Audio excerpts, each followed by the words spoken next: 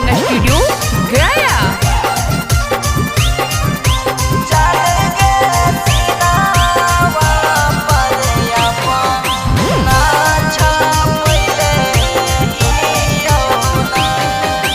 तोरे नाम के टैटू जान गे सीनावा पर अपना छापैले हियौना।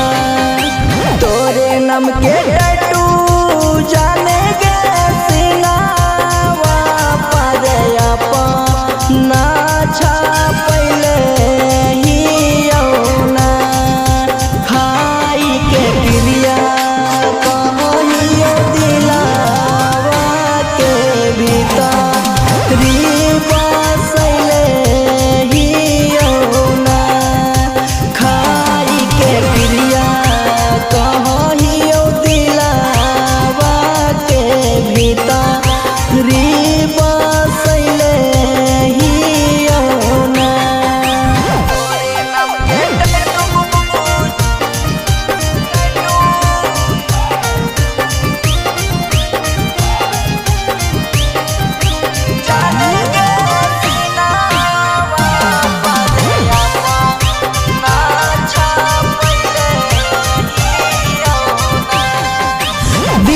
चिर के देख तोरे लिखल हा कौन नाम गे।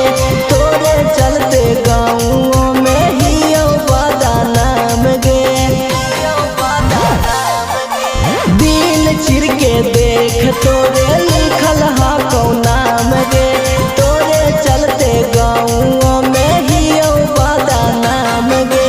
घर परिवारवा जानू गे मम्मी पापा से बाती या छुपैले हियौना।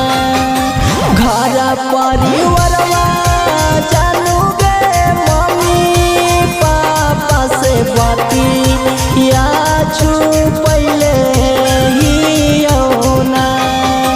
खाई के क्रिया कहियो दिलावा के भीतरी बसैले हियौना।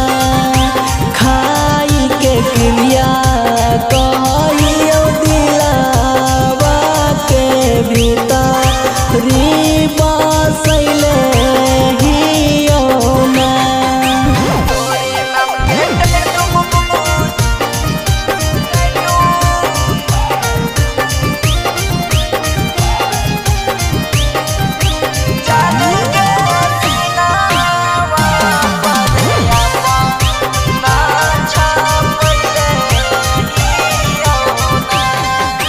मिले के तो यार तोरा मिला तो हजार गे। बाकी तू दैया जैसन पाई भी नहीं।